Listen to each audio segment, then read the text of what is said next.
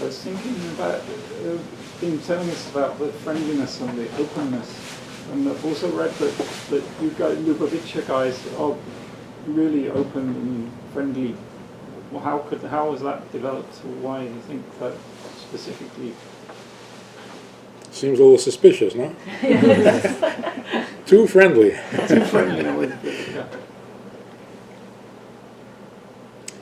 It depends on how we view our obligation to our religion, to God. What are we doing here? Why are we here? It's a pretty universal question. Why were we born? Why were we created? Why? So there are two ways, or two approaches. One is very personal and individual. I have to take care of myself, I have to be the best I can be, and I have to get myself to heaven.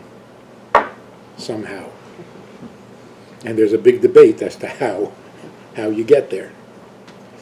If that's my philosophy, if that's my approach to life, then I'm not going to be too friendly. Because I'm very busy with taking care of myself and my spiritual needs. But if the attitude is, God created the world because He wants to see the world become something special, something He considers special, well then just taking care of myself is not going to satisfy Him. So if I'm here to serve God, and God wants His world to be perfect, He wants the whole world to be perfect. So you have to be friendly. Because a bunch of individuals who take care of themselves and they're very good, that doesn't fulfill the requirement that God has. So anything we know and anything we have that inspires or that is useful or that is, we have to share it. So you have to be concerned with the whole world if you're trying to give God the world that He wants. So it opens you up to everything. You have to know what people are thinking, you have to know what's going on in the world in order to make it better, make some contribution to it. And the Lubavitch, the Chabad, this community, is very deeply committed to that idea, to making the world godly, not just human or humane. So we welcome people to come, to ask, to look, to check, to see. And if there's something that you can take home with you, besides a souvenir, some idea, some thought, some way of living, some values, then it's been a good day. And is this point of view, this philosophy, is that very different from other Hasidic Jewish communities, or how does it differ from? In this difference of approach, Mm-hmm. Are we here for ourselves or are we here for the Creator? Now, in general, I got to tell you, interesting. I don't know what religion or what belief you have, but in Jewish thinking, getting to heaven is not the highest goal. It's the highest place, but it's not the highest goal. Because being in heaven is very nice, peaceful, it's quiet, it's comfortable, it's holy. In other words, it's like a retirement home where they take very good care of you. But who wants to be retired? So, we would rather be here on earth where we can do something and contribute to God's plan than to get the reward for having already done our part. Which means that's all you can do. So we would rather not go to heaven. We'd rather not go anywhere, that's the point. Because there is no better place than this. There are nicer places, but not better. So the goal, what wakes people up in the morning, what do you get up for in the morning? Is not to do whatever I can to get to heaven. I want to go to heaven. All right, if I got no place else, I'll go. But that's not the goal. The goal is to make use of every minute of life where you can do something. So here's the difference. In heaven, God takes care of you. On earth, we have to take care of God's plan. So we'd rather be productive and employed. So that's one, I think, unique idea in this community. So if you ask anybody, you want to go to heaven?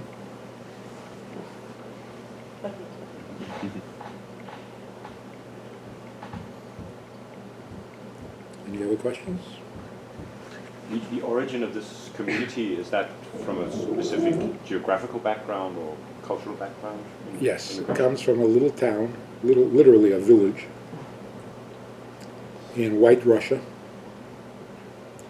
And the name of that town is Lubavitch. It's a Russian word. And it means village, Lubavitch, village of love. Or maybe it was a lovely village, I don't know. And the center of the community was there for about 102 years. And then when communism made things really difficult, we had to leave. But it's a very European, Russian flavor to the songs and some of the customs are definitely European. There's no Jews remaining there. In that little village, actually, they rebuilt a lot of. In Russia today, Judaism is thriving, and the government is cooperating and very.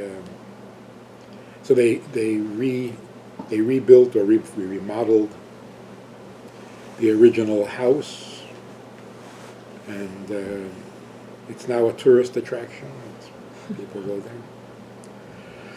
there. So the history is very rich. A lot of sweat, blood, and tears. Because under the Tsar, it wasn't no picnic either. Even before communism.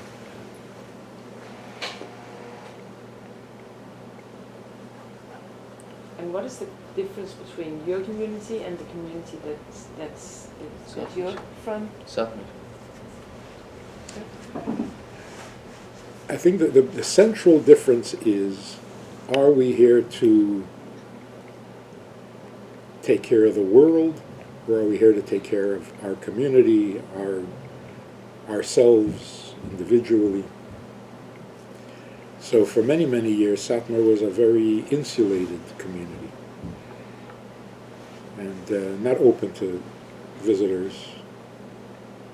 But it's becoming more common and more popular to be open and to take on the world instead of shielding yourself from it. Although there's a lot to shield yourself from. I don't know, we're going crazy. I don't know how bad it is, the liberalism in Denmark, but here it's crazy. I'm sure you're following the news. Men don't know if they're men, if they're women, today, yesterday, what? People are, it is so sad that we've lost our way. So it seems like, people say, you are what you eat. Right? You are what you, I don't know, what are the other expressions? Actually, you are what you believe. Everything starts with your belief. What do you think you're doing here? Is that not the most fundamental question in the world? Why are you alive? Whatever your answer to that question is, that's going to set the tone for the rest of your life. Not what you eat. In fact, you choose what you eat because of your belief. For example, if you think you're going to die tomorrow, you're going to eat a lot. If you believe you're going to live long, you're a little more careful. So it all depends on what you believe. So, if you believe that there is a purpose to your existence, you're a completely different person from the person who thinks it's just an accident, obviously. And if you think you're just an accident, how likely is it that you will get depressed if you have a problem?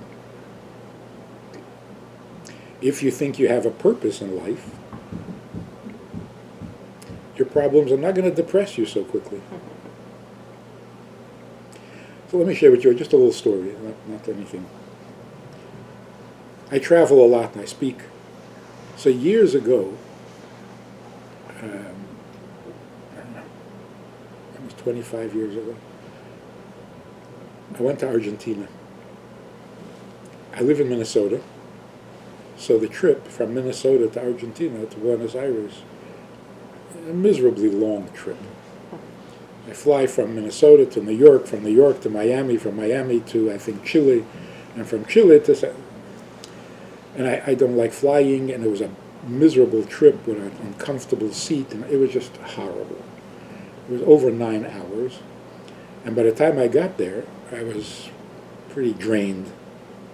So what happens is the rabbi there picks me up. We go to the hotel. I sleep off my misery. And then the next day, I'm ready to go to work. So I'm really looking forward to the hotel. He picks me up, and we're driving, and he says, oh, by the way, there's a woman here who suffered a tragedy. She's very depressed. And she wouldn't talk to anybody, but she agreed to talk to you. So we'll stop at her apartment on the way to the hotel. And you'll talk to her. I was not happy. First of all, she's very depressed. Then you talk to her. What do you say to somebody who's very depressed? And also, you just decided, didn't ask me, didn't warn me, nothing. You went ahead and you made the appointment. I was really upset. But she's expecting us, so we have to go. So I come into this apartment, and this woman looks like she had died and nobody told her. There was no life in her, nothing. Her eyes were lifeless, her voice, her color, skin, nothing. She hadn't left the apartment in 7 months. And she tells me the tragedy. She had a 19-year-old son, and he was driving home from the summer house and got into a car accident. He didn't survive. And then she tells me how special he was, how respectful and helpful and thoughtful and decent and so on and so on. So when she finishes, what can you say? So I said, that's an amazing son you had. What a guy. And you had him for 19 years. She was not impressed. So I said, the shock, the sudden loss, that's what's so damaging, what's so... But imagine if there was no shock, no surprise. Imagine if God came to you and said, there is this soul that needs to be born into this world for 19 years. Very special guy. And I'm looking for someone to be his mother.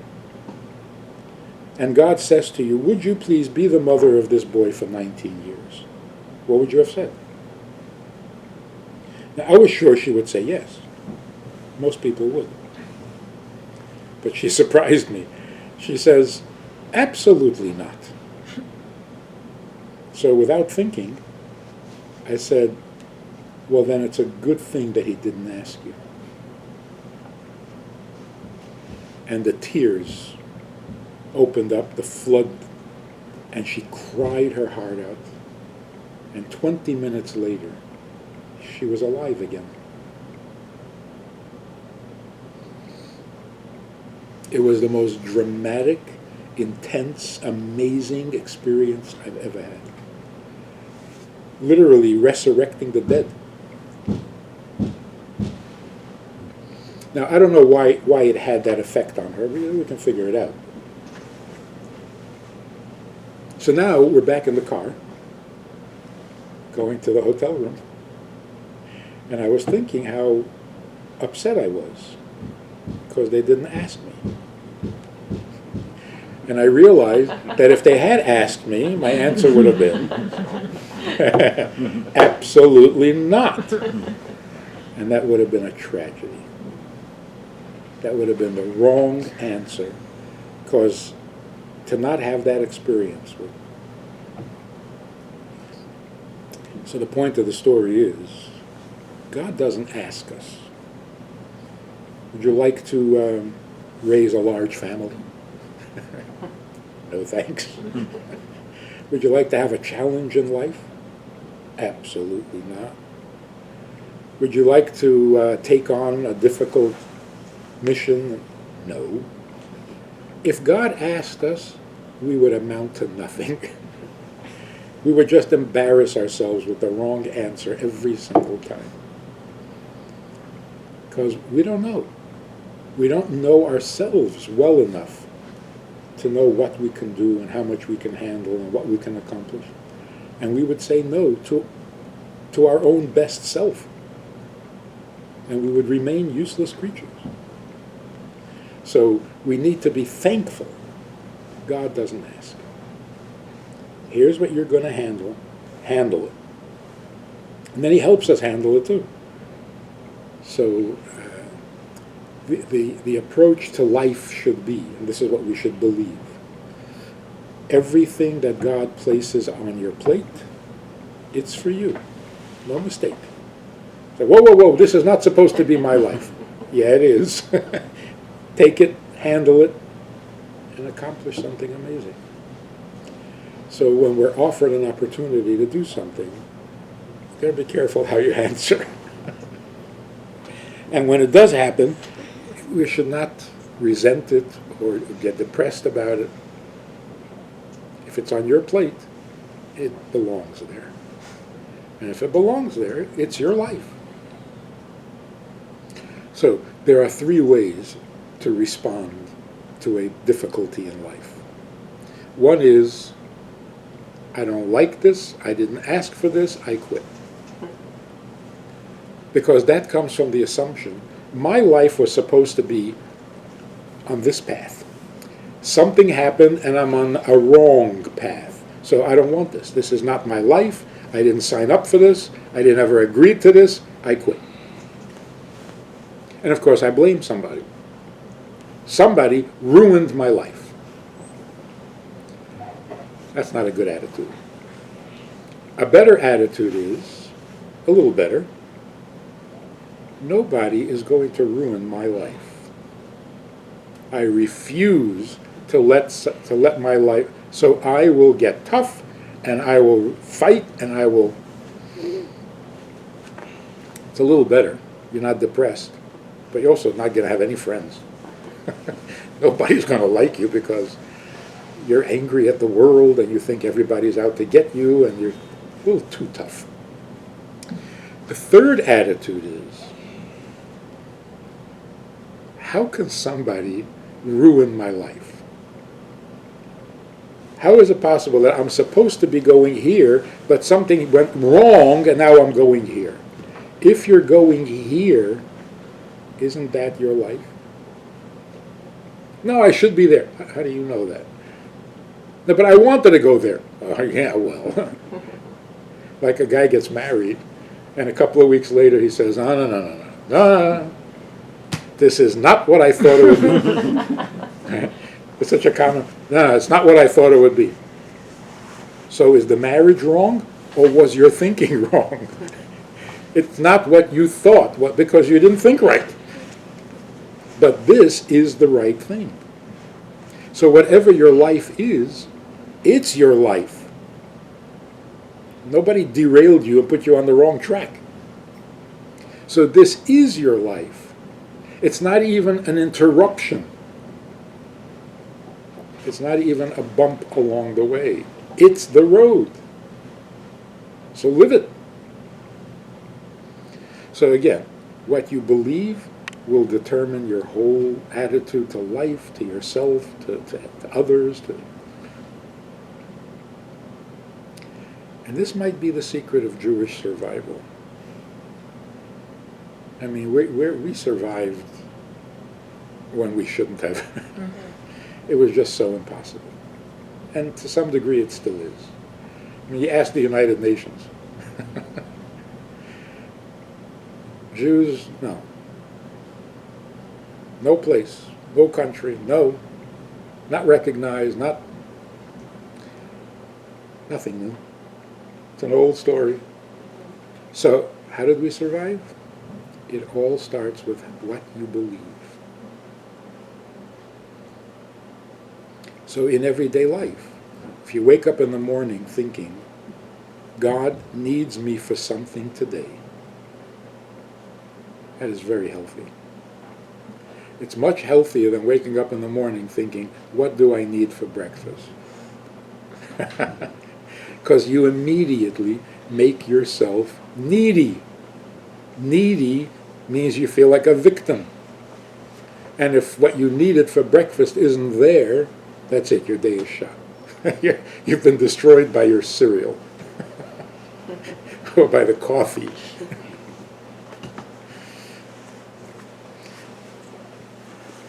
So the key is, how can you do something for God today? For myself? It's not my plan. Nobody asked me if I wanted to be born. And if they had asked me, I would have said, absolutely not. Thank you, but no thank you. I don't need this. So God doesn't ask and says, you're going and you're going to live in Denmark. And you're going to be born to these parents. And you're going to be male or female, definite. For real. And that's how I need you to serve me. And then he gives us commandments. This is what works, this is what doesn't work. This is good, this is not good. So we take the task and we go to work. And that's better than going to heaven, where they ask you what you want for breakfast. Make sense?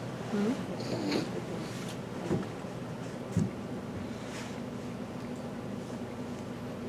So what are your beliefs? We are Christian Protestants.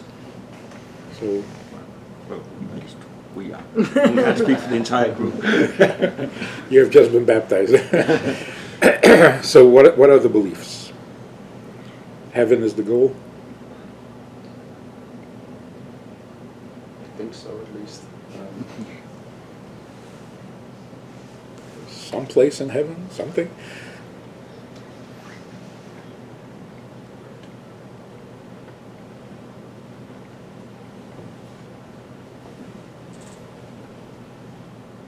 I think, well, at least with us, I think probably religion plays a more indirect role. It doesn't govern really a lot of what we do or how we think. I think there is the term I think we use is, and that's probably a way of trying to describe it, cultural Christian, rather than dogmatic. It's a cultural approach rather than a set of rules or very strong beliefs, rather a backdrop perhaps for the way you live your life. So I think, at least my feeling is, compared to Judaism, it has less of a direct impact on your life. It takes up less space, also in your life and in society. I think there are some basic values that most people around here would ascribe to. But Faith in general is a background. You can't live your day by faith, really, because it's the same faith you had yesterday. Okay, I got it. That's it. Like, now what are you going to do today with your faith? So faith is always like a subconscious or background to your life. The question is commandments.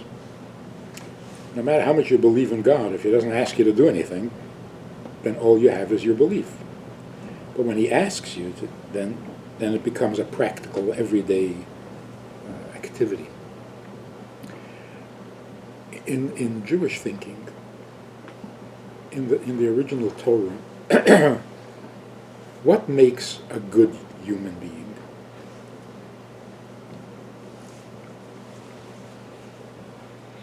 We torture ourselves, also subconsciously sometimes. I don't know if I'm good or not. Or people who are absolutely convinced that they're good. They're dangerous. So how are we supposed to know, am I a good person? So first of all, who decides that?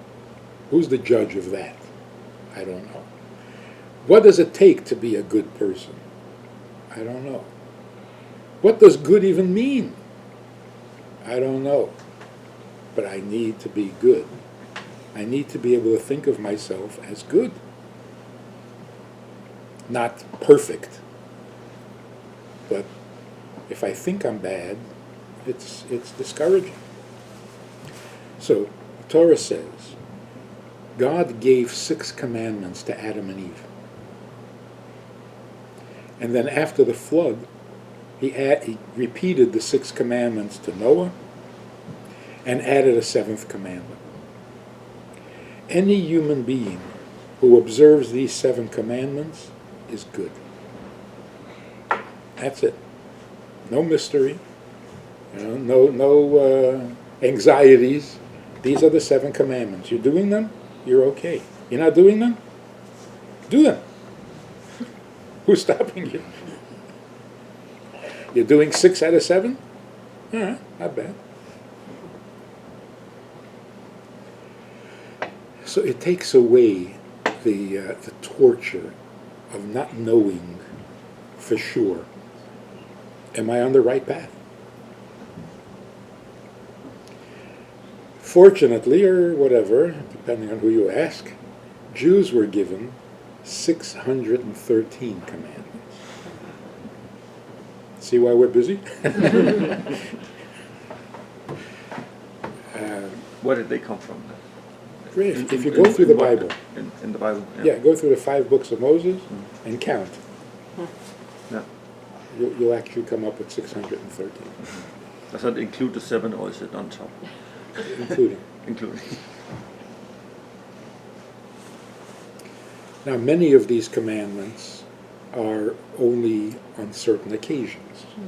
Like, for example, the commandments concerning an employer. Not everybody is an employer. There are commandments concerning marriage. Not everybody's married. There are commandments concerning inheritance. Not everybody has anything to inherit. So it's not constant 613, But all in all, if you take it all together, there are even commandments concerning a murderer. How are you supposed to treat a criminal? Okay, not everybody's a criminal, and not everybody's a judge. So in terms of daily commandments, like how you live your daily life for the average Jew, about 70 commandments. And then if he's married, if he's employed, if he's even divorce, commandments about how you get divorced. Not everybody gets divorced.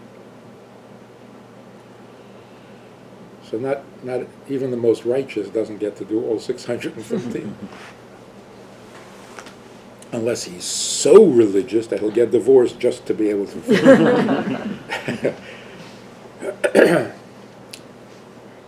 So that's where the practical comes in. But in terms of our faith, faith is the same for everybody. It's your background. And it's surprising how much it does affect our behavior without even noticing. Because really, we are what we believe. So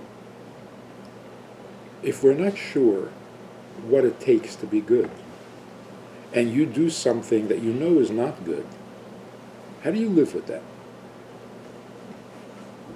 You say, all right, nobody's perfect. It's not that simple. It eats away at you. So you decide, okay, fine, so I'm not good.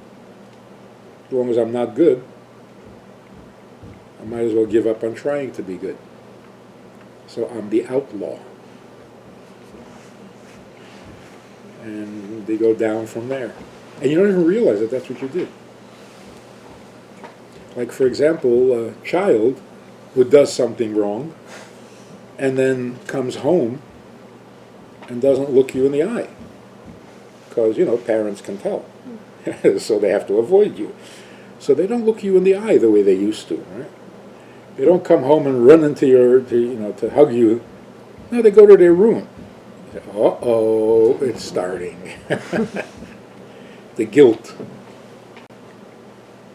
So we don't notice how this happens, but what you believe determines everything. So if you know you did wrong,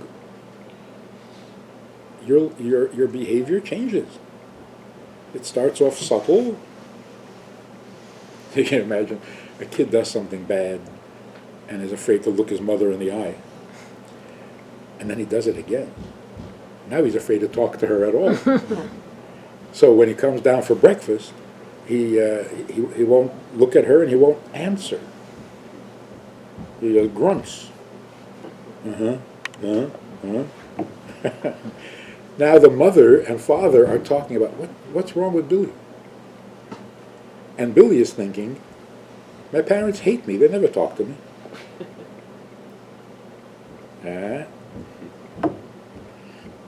In the end, only the psychiatrist makes a lot of money. Because now he's on Prozac. And it all started because he did something he knew was wrong. And then you ask him, you guilty? Are you feeling... No. You never did anything wrong? Yeah, everybody does things wrong. I don't care. You don't care. Look how it twisted your behavior. So you don't think you care, but your behavior says otherwise. So, psychologically speaking, guilt is a terrible, destructive poison. Psychology explains it very well, how bad it is. The worst sin in the world, according to modern psychology, is to make someone feel guilty. A guilt trip. Oh, terrible. Especially parents, they're terrible. They make you feel guilty. But they never tell you what the alternative is. If guilt is so bad, what's the good side? Non-guilt. I don't know what that means. Don't feel guilty. But I am. No, it's not good. Thank you, but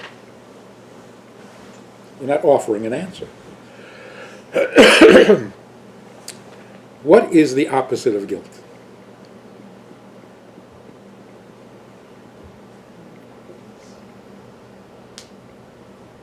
There's guilty or Not guilty. not guilty. That's our problem. Life has gone down to guilty or not guilty. That's the best we can get. That's pretty sad. Guilty or innocent. The reason guilt feels so bad is because we are born innocent. And when we take that away, it doesn't feel right. So why is guilt so destructive? Because it's not natural. It takes away our innocence. And we are meant to be innocent. So it's not enough to not be guilty. We need to feel innocent. So, depending on what you believe, there goes your psychological condition. So if you think you're unforgivable, that's pretty depressing. If you feel like you need forgiveness, but how does that happen? Now you're confused. If you forgive yourself, now you're worse than you were before. Because you're the sinner and the forgiver and the judge and the jury. And like you're everything. So, what does God say about that?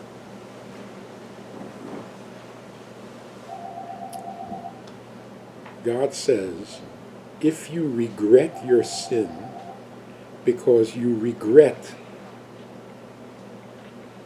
going against my will, then you are forgiven because you've just regained your innocence. Innocence means my relationship has not been damaged. Isn't that an amazing definition? What does it mean to be innocent? To be an angel? Innocent means my relationship is not damaged. A person who feels guilty means my mother doesn't like me anymore. My husband doesn't want me anymore. My friends are rejecting me. That's called guilty. Or that's the consequence of guilt. Innocence means we're just as good as before. So guilt and innocence only applies in a relationship.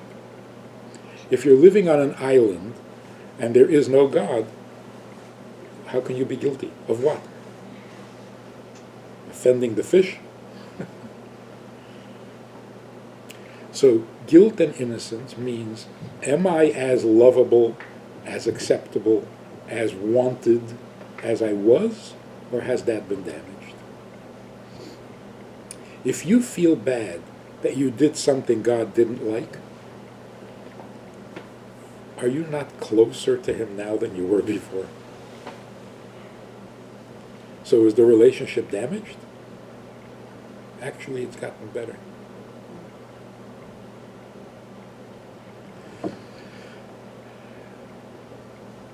That's a healthy belief. It can save you from a lot of grief. So there are 7 commandments. If you know you violated one of them and you really feel bad about it, your relationship with God has improved.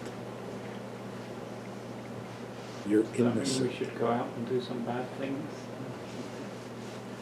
At least once a day.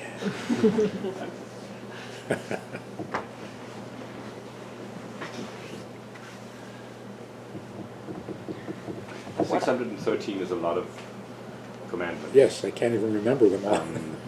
And sometimes they may not, be fully aligned with what Congress thinks should be done or not be done. How do you think about that? I don't know if it's a discrepancy or if it's an... What do you do if you live in a country where the country violates the 7 commandments? You got to get out. Or try to fix it peacefully. Because violence never improves anything. So, for example, a government that believes in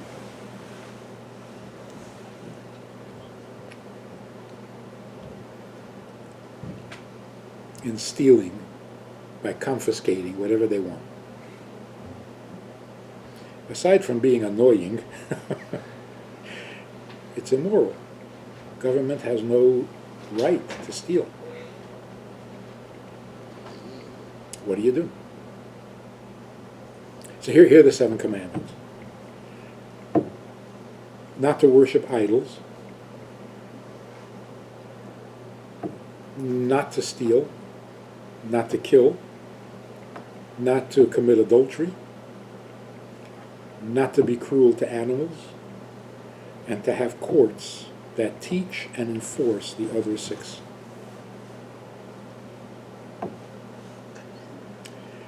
Now, of course, it depends on how well or how subtle your application is.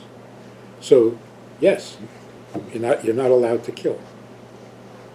Is abortion killing? Is taking away everything a person owns and he starves to death, is that killing?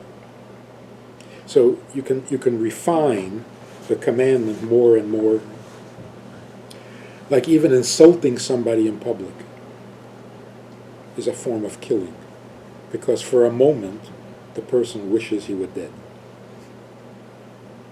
So on a subtle level, you killed him for that minute.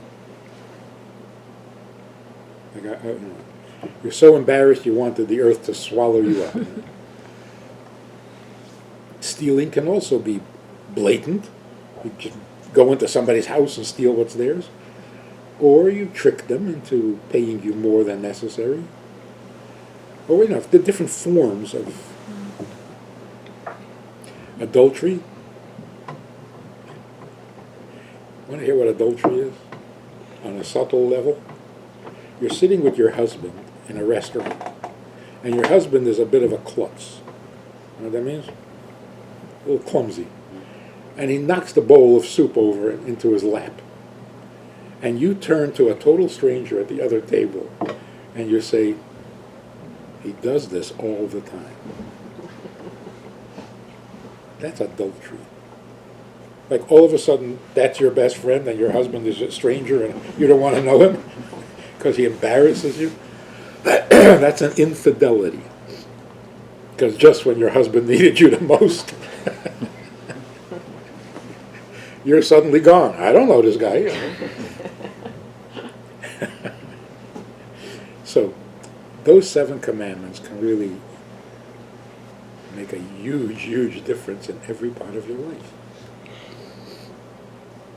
So, if you know you're keeping those commandments, you're good. You want to be better? Keep them better. More subtle, more detailed, more sensitive.